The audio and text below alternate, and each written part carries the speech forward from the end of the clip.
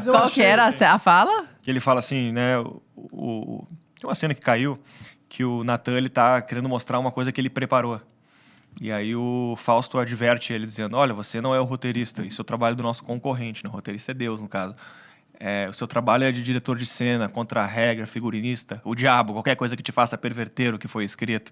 E aí tem essa sacada, né? De que ele não é o que escreve a história, mas ele tá ali sempre tentando atrapalhar. Né? Falando nisso, muitas cenas ficaram de fora dessa produção. Eu já quero jogar aqui, eu quero ver se o pessoal de casa gosta dessa ideia. Vários filmes têm uma versão estendida. Eu acho a ideia de frente muito boa. do diretor, vai ter um Valerine's Cut, igual tem o Zack Snyder lá, cut, pô, 3 horas de filme.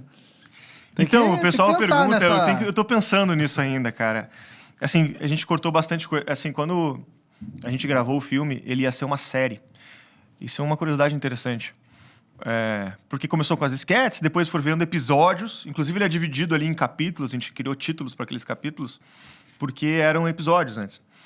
E depois de gravar, que a gente viu que talvez ia funcionar melhor que um filme. Tinha uns episódios que ficaram muito curtos, alguns ficaram muito longos e tal. Tinha algumas coisas que a gente queria mexer. Cara, se a gente juntar tudo, pega o que mais funcionou disso aqui que a gente gravou e transforma num longo e tal.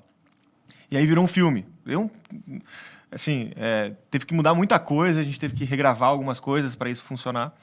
Mas o fato é que... Para encaixar aquelas pontas soltas. Exatamente. E aí eu nem me lembro qual era a pergunta, mas... Não, se a gente vai ter uma versão estendida. Isso. Então, nesse processo, o que acontece? Quando a gente transformou em filme a primeira vez, juntou tudo, ficou com 3 horas e meia de filme. Sim. O filme, a versão final, tem 2 horas e 15, mais ou menos. É quase um Senhor dos Anéis. Então, foi cortando muita coisa. Mas muito do que foi cortado são, às vezes, respiros, às vezes o tempo do desenrolamento, de desenrolar uma cena que ficava um pouco lento demais.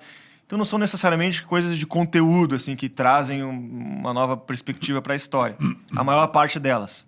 Né? Então, são coisas que eu acho que melhoraram o filme, não são cortes que abriram mão de coisas relevantes. E tem, sim, algumas coisas ali, alguns diálogos, alguns contextos, algumas lições do Fausto pro Natan, que também foram cortadas para privilegiar a história ali, dar um andamento um pouco mais dinâmico.